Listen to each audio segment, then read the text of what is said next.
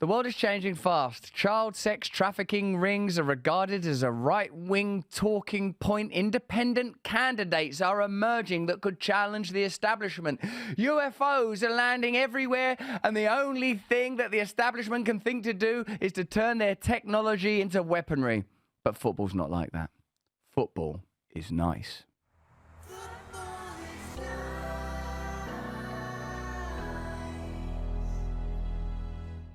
Hello and thank you for joining me, Russell Brand, for Football is Nice. Joining me is Gareth Roy. Today we will be talking about global football issues and how football could be a vehicle to save the world if only we'd let it. Surely you're aware that Lionel Messi has gone to David Beckham's Inter Miami.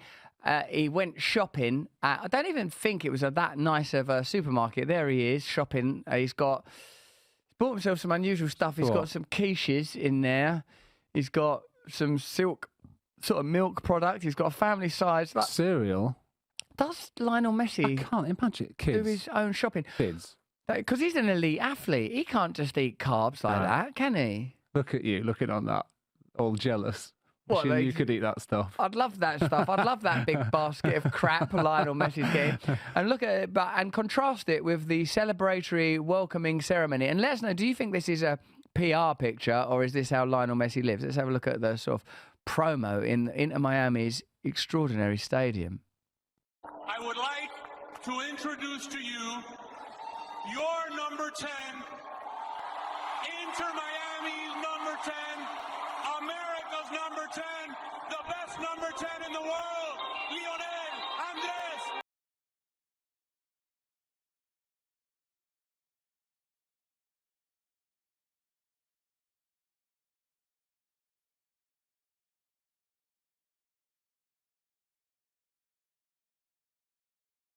No, man, if this is, I don't know what to make of all this. You don't like the direction it's going in. Because I remember, if you look at Beckham, obviously Beckham was like the biggest, I don't know, global name in football, the association with, I guess, the corporatism of the game. And now it's just could it have got even bigger than Beckham? Oh, yeah, quite easily. Look at it now. And who's going to be next? Do you remember, like, it used to be Real Madrid that did very fancy unveilings? Yes. I feel like someone popped out of a pod once. I think it was, who's the winger, Di Maria. Di Maria. I think Di Maria had a really weird unveiling where it was like Back to the Future. Like, I think he almost came, when Marty McFly comes out of that barn in a yellow suit and he scares that family that got a rifle and that. I think they recreated that exactly for the unveiling of Di Maria. I think they built a tiny barn, like when Zach Galifianakis interviewed Obama in the White House, and like it looked like the normal between two ferns set, and then the walls fall off, and you realise they're in the Oval Office. It was like that. If you have a look at Di Maria's unveiling ceremony, have a look at it. He's his transfer was extraordinary, or at least his unveiling was. And David Beckham, I remember. But I suppose with David Beckham, it was somewhat organic, his ascendancy to superstar status, because he's sort of really good looking, and he married a pop star, and he was an excellent footballer. But like, do you remember how after the sort of his little back heel on Diego Simeone in, was that 2002, that World Cup? Was it 98? I think it was 98. They burned effigies of him. Yeah.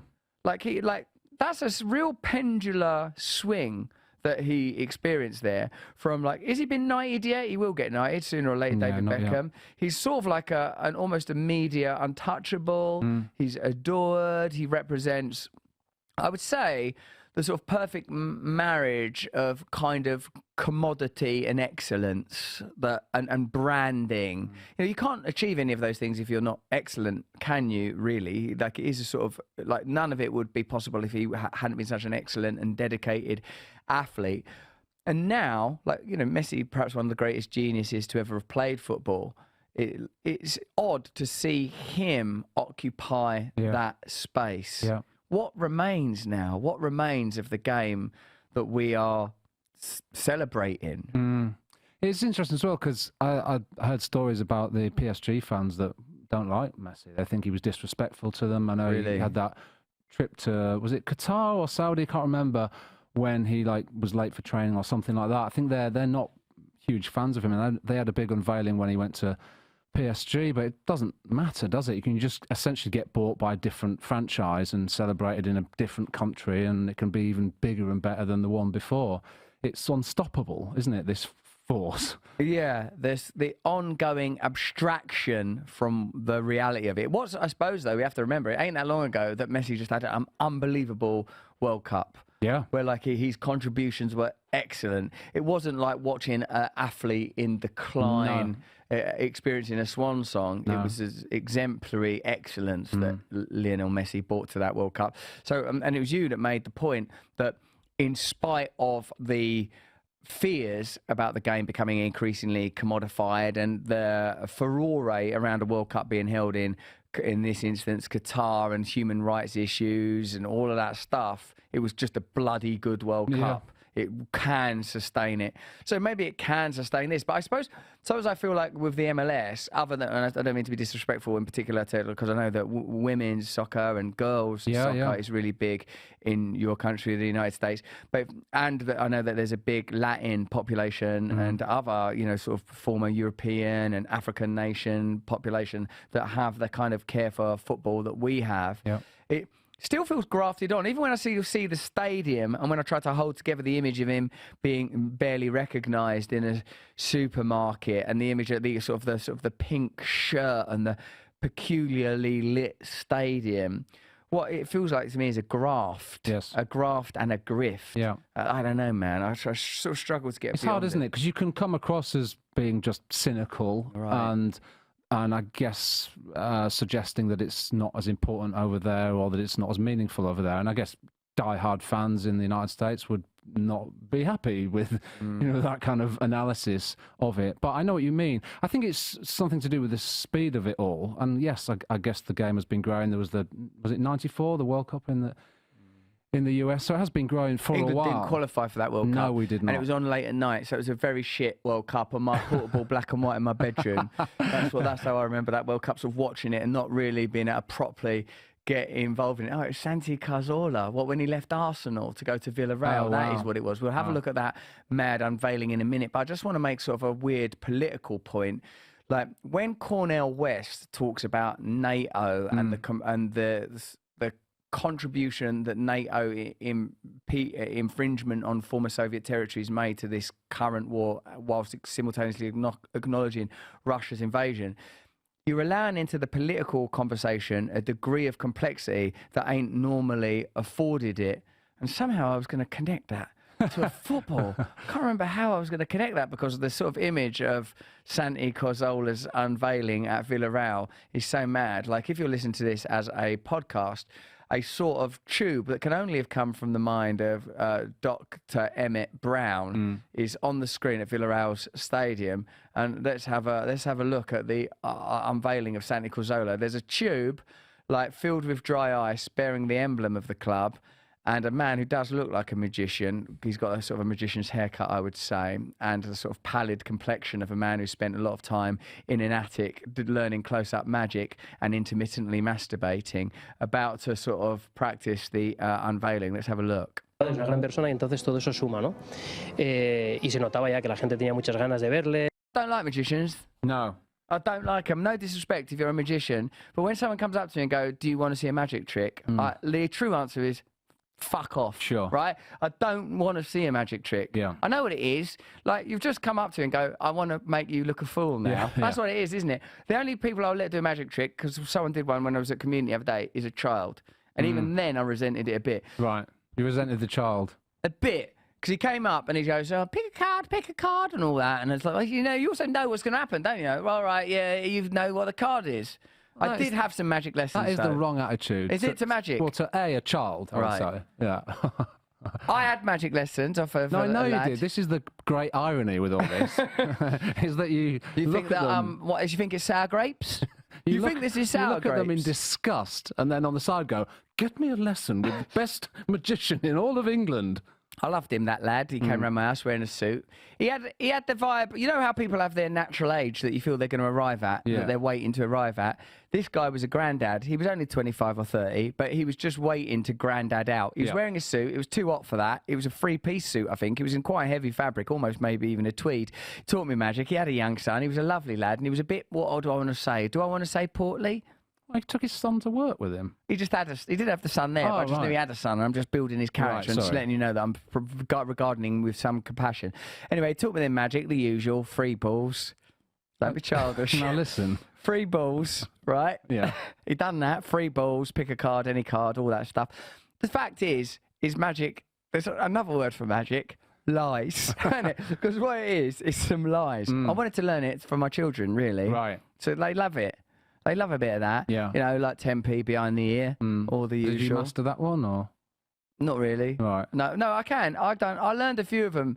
Anyway, like why are you doing it around the office? We'd get a real kick out of all this. All right. You didn't know this whole time. You've been hiding all these magic tricks that you've got. You've been brilliant.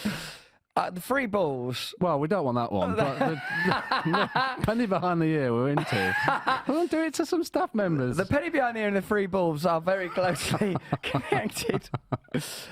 Like what it is, anyway, is that I don't like it. When I was at that restaurant in Primrose Hill the other day with my friend Ang Harrod, and like the guy comes over and goes, I can see you having lunch, and I thought, well, right, that's the end of the sentence. The end of the sentence, fuck off. Right? I go, but nevertheless, I'm gonna bother you with this magic, and like for Instagram pictures and stuff. I'm like mate, to be honest, I'm having a bit of a chat, you know, and but then he come back later. I was like, what I said to him was my time-honoured lie. I'll come get you just before I'm leaving. Someone's to do that if it's someone who wants a photograph or a little kid or something like that. He come back for another bite of the cherry. He inflicted his magic on us, and his magic involved things like sort of mobile phones, and it was so intrusive. And I don't like the relationship actually of magic. No, because you're a dupe. Yes, aren't you? Yeah, they dupe you. I think they also a magician. It's a way. You're right. You're being duped, but also they have kind of access to you that you wouldn't normally give to someone in such a short space of time. And I don't mean like inner cavity access. I just mean if someone said to you, "Do you have a minute? I'm going to show you my penis." You'd most likely 9 times out of 10 say absolutely not. Yeah. I'd only do it if I had some particular reason for being interested in seeing it. Yeah. There's this lad on Instagram. I'm sure he's nice, or TikTok, or one of those things. I see it every now and again. Gut bucket. I'm sure he's great and everything. But the shtick is pretending to rob someone. And he goes at someone. So if someone's holding like a laptop or an iPad, and he'll go to grab it off someone, and that person immediately goes, "No, give me it back. You're robbing me." And then this fella like lifts up his hoodie to reveal he's this magician, and then he does a dance, and then everyone goes, "Oh!" Now, I wouldn't be happy with that. I'd be the one person that'd get this whole, I don't know, montage of people reacting really well, and then they'd get me and you at the end who were just furious the whole way through. I'll tell you what, I wouldn't take it. No, like I don't.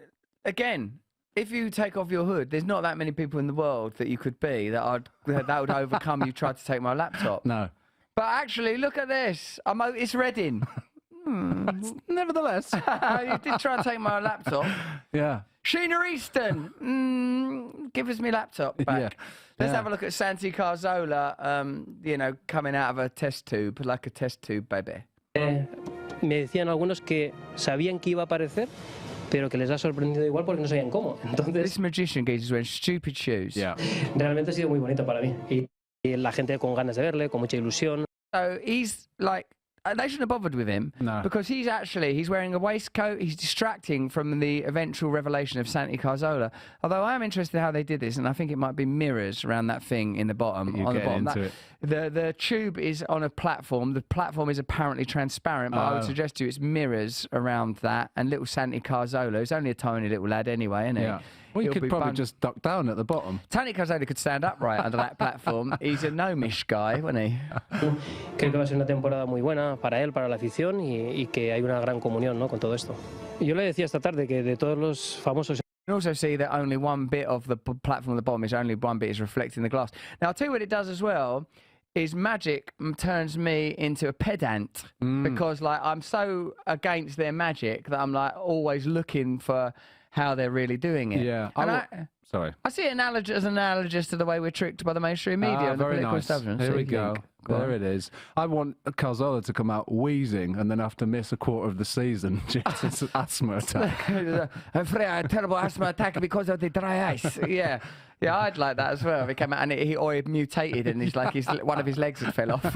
Son muchísimos los que hemos trabajado conjuntamente, de hacer aparecer o juegos de magia, que con él es muy sencillo, es muy fácil, él no pone ningún problema. He's beamed down now. Es muy sencillo, es muy simpático, es divertido. The magician's really trying to take the credit for it. Yeah. He's also one of those Latin fellas with red hair. You don't get them very often, and I'm against it. Intenta hacer las cosas fácil, o sea que yo encantado con él y me encantaría hacer algo más, o sea que seguramente en un futuro a ver si Nearly couldn't open the door. It nearly went very Spinal Tap then, didn't it? Yeah, he's trapped in there. Yeah.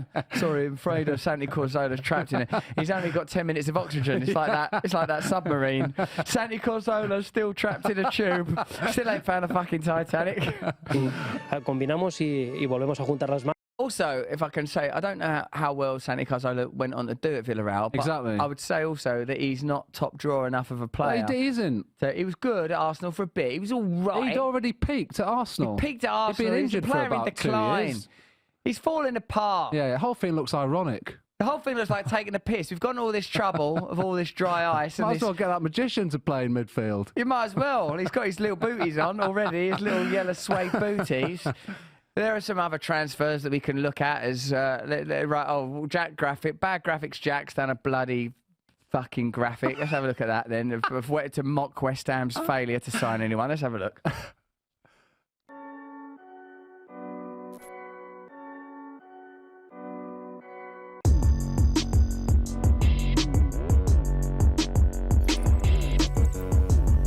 I do want Edison Alvarez. Good as well. I don't know much about He's Paulina. been great at Fulham last season. He'd be a good signing. All right. Harry Maguire? Apparently Chelsea, I heard today Chelsea want him, so, you know. That makes me want him a bit. Oh, 'cause I right. like that when other people want something, then I think, maybe I want that. That's how advertising works, Maybe isn't I it? want to be a magician after all. Hey, being a magician's good. Like, say you see someone in an advert, they're having a Magnum, Yeah. you think, hang on, a Especially when Magnum? it does that. Oh, the crack of Oh, the fucking... oh, my Oh, God. lovely that. It's not Oh. just the choc ice with a stick in it. This is a lifestyle choice, this. It's got a stick up its backside. It's a choc ice, Yeah. go on, but it's got a stick up it. Or crack through that into the Magnum. I'll have one if you don't mind. Edison Alvarez, that's who we want. Right. And I also want... Why has are he you got- so obsessed with him? You keep on banging on about him. I don't know, I've been told he's good. From Ajax, right? Yeah, and I think, look, we need some... Look, Declan leaves a big hole Yes, in yes, the he hearts does. of the West Ham fans.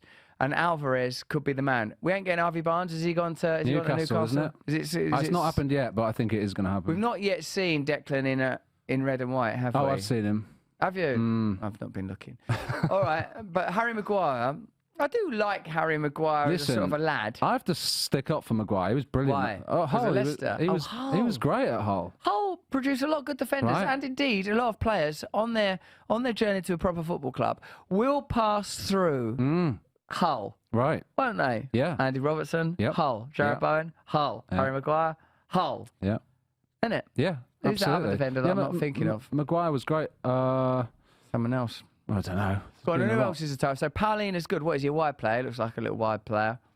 What was he? So A Fulham player. I don't what know would much it? about him. How would you like? As I say, he was very good at Hull, very good at Leicester, because obviously United would not have picked that. Do you just think that the experience at Man United means he can never reach those levels What I again? think is that David Moyes is on a personal mission to rehabilitate himself from his Right. Man United time, and he has this sort of extraordinary sympathy for other Man United nearly folks, and I think that that's skewed David Moyes' judgment. Right. But what do I know? Very little is the truth when it comes to that, because those are all just things that I intuit from my belly juices. But is he still England captain? Because would that mean you have West Ham have got the England captain? I don't know if he is anymore. Is it don't now think he Kane? is. Right. Yeah, I it's don't moved think on. he is. And Harry Kane, I have heard on good authority, has bought a house at Wentworth Golf Club. Oh. Does that mean he's more or less likely to go to Bayern Munich? Is that the end of Bad Graphics Jack's latest assault that he's been doing on our dime, doing on the Rumble dime? God, is that the end of the link, yeah? All right, so Jordan Henderson could be going to Etifak, is that how you say it? Yeah, it's with Gerrard, isn't it? Oh, because where Stephen Gerrard's managing that and looking sort of like a minor dictator. Lukaku's leaving Chelsea, which he'd sort of basically already left anyway, but to go to Juve now. Harry Kane may go to Bayern Munich, and Pulisic has already gone to AC Milan. That's right. Do you want Harry Kane to go to Bayern Munich or not? Well, I wanted him to go to Real, but apparently Mbappe, they're going to pay like 800 million for Mbappe or something mad. That was something rumoured anyway last week. So it looks like Kane will be going to Bayern. Is he definitely going to leave? I know, it's not definite, no. Why has he bought that house on a golf course for? I don't know. It's intriguing. It is, isn't it? It is intriguing. And why has David De Gea, Gareth Roy lookalike, left Manchester United? I think it's after West Ham got that soft goal against him. That was the end of De Gea. You of course did he can't actually play say from at the the back. time. Said at the time, goes right on the wall, he's out. He'll never play again. This geezer used to play for Inter Milan, did he, mate? Yeah. I don't know him. No, he's technically very good, but as you say, he can play from the back. So it's. Is anyone going to get that Napoli forward? Osimhen, 20. he's incredible, but I think Napoli have said it'll cost the earth for him leaving. All right, now here's something significant. Mike Dean is going to be on the referee Mike Dean is going to be joining Soccer Saturday for match official insights. But Mike Dean is much loathed by West Ham fans for a series of poor decisions accumulating over the years. Here is a clip of him hating bubbles, which are the emblem and icon of West Ham United Football Club, along with the Hammers, of course. Let's have a look at that.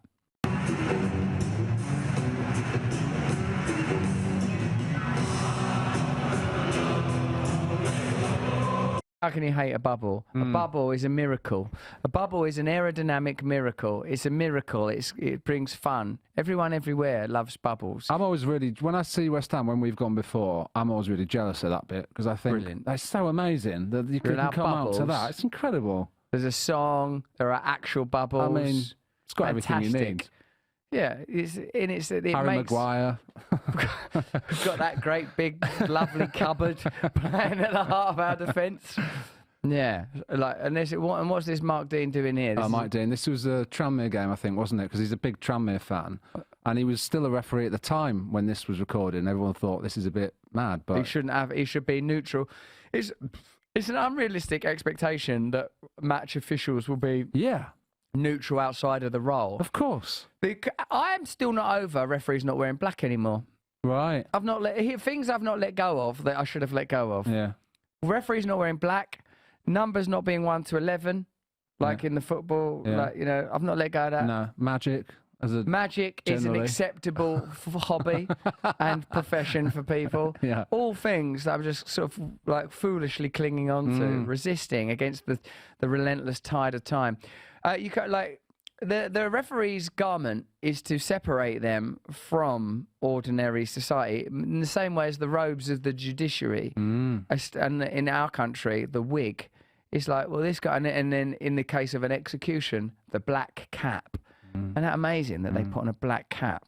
Like, isn't it weird that it shows you that in spite of our poise and pose of rationalism, we're still sort of deeply superstitious characters that know that we're dealing with mystery. When, like, if there was an execution in our country, you can only be executed for treason now. You have to have betrayed a majesty or His Majesty's government.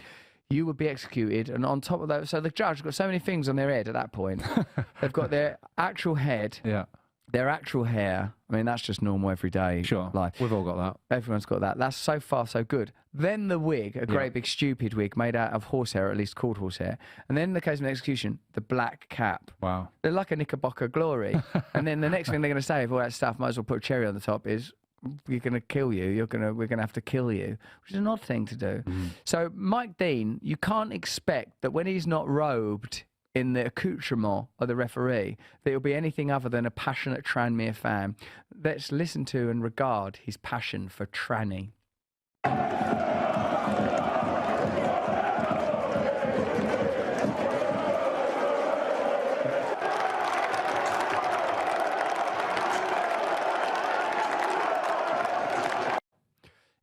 Well, if you're listening to this, what I would say is he did a lot of gestures that make you think.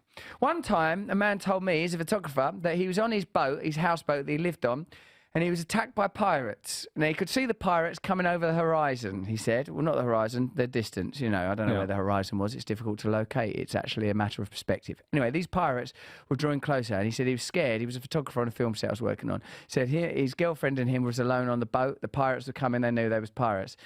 He said that... You're not thinking of the film Pirates of the Caribbean, are you? Because that's the film. This is Captain Phillips you're talking about. Okay, right. It's not Captain Phillips. Especially, I'm going to make it very clear that it's not because of what I'm about to tell you. Okay, sorry.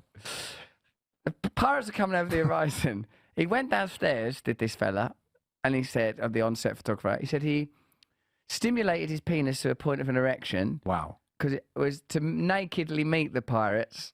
And he said he stood there with a bayonet and erection and stood on his boat going, "Ah! Ah!" And sure enough, the pirates took him at his word and did a U-turn and about face and left. Wow. They weren't ready for a man with a machete and an erection. Now, we've just told a story that, let's face it, by any reckoning, was unusual and strange and hopefully subject to some minor cuts. But now we have to decide whether to show an emotional Dele Alli interview where he admits to sadly being abused as a as a child. So I think we're going to rule that out.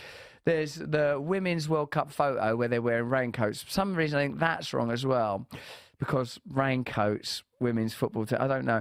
Then the final one is 3 pros versus 100 kids. Now, while superficially that would also sound like a dangerous segue, it's the one I feel most comfortable going for. Oddly. Because even those of you that are listening to this as audio, if you haven't seen it, it's amazing.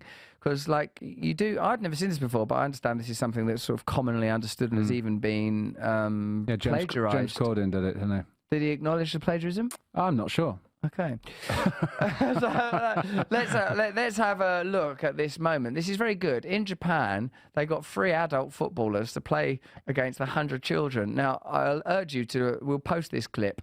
I urge you to have a look at it because it's sort of joyful. And it, to me, Gareth, looks like something being observed under a microscope, like bacteria, like seeing a tiny louse fighting some, I don't know, little like aquatic bacteria, just like the way they're moving around on a lens. Let's have a look.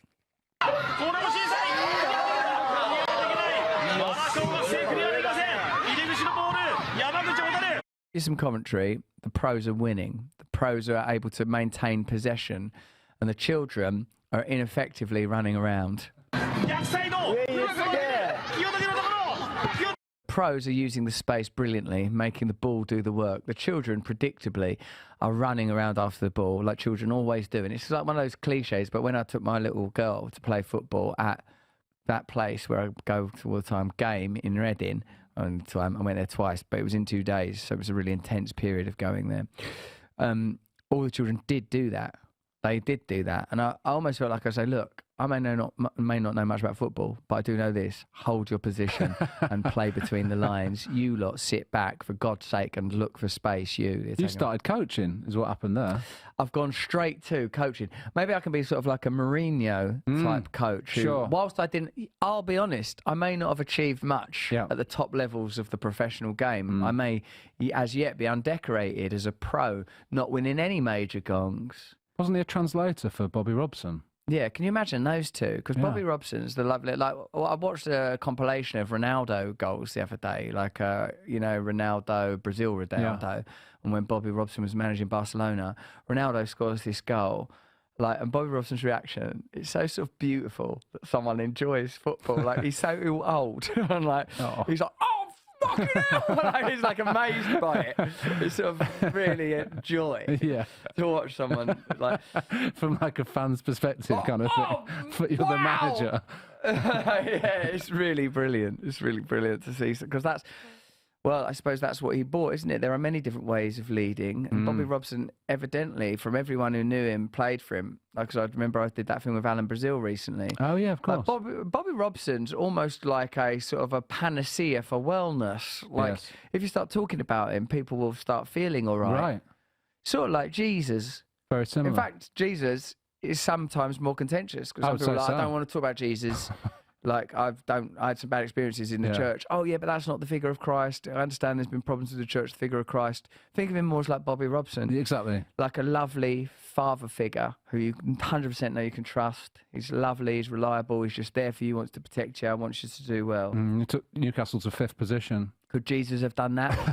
I wonder. Maybe Jesus could have finally got Newcastle the title they deserve, but now, you know, stealing Harvey Barnes from right under West Ham's noses, maybe Newcastle will win. Who's going to win the league? City, always, forever, obviously. until we're all dead. Yeah. Until we're all dead. Until Pep leaves and goes to manage England, apparently. That's Will the he new do rumour. that? It's never going to happen, is it? They said that about Mourinho. They What did. happens is our way of coping with there being charismatic, sexy foreign managers is to go, they'll come and manage England one day and everything's going to be okay. And then they don't do that. No. Because Mourinho said he was going to do it. Yeah. And like, who's England management now? That is the sort of appointment, because you do with England managers, you always go different. Yes. Like, I don't know, some people do this with girlfriends. If you have a girlfriend that's of a particular flavour and hue, or boyfriend, I don't care what you do, because this is actually about football managers. You always go for a very different one next. If you're dating Gareth Southgate, what's the next natural step? Pep. Yes. Go for Pep. You've gone for English, sort of understated. Now go for a sort of a Svengali with a glint in his eye, a single-minded, potent Catalan figure. That's what you want, isn't it? Bit of spice. Be interesting. It won't happen though, will it? Anyway, let's have a look at these little Japanese kids chasing adults around a football pitch and think about how far we've come as a species. I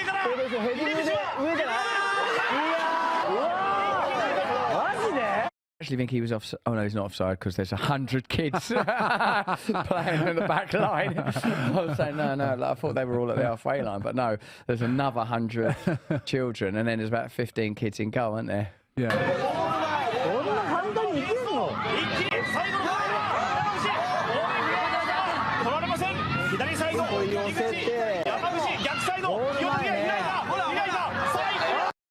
Oh. That's like the way that the world is governed. Innocent children running around while the elite establishment just gently knock power about, just out of our reach. We were all running around going, oh, what should we do about trans issues? Oh no, what are we going to do about this film? It's a controversial new film out. They just go, anyway, we're passing this new legislation that means we're going to be able to censor all of your day. Oh, bloody hell, oh, what's going on?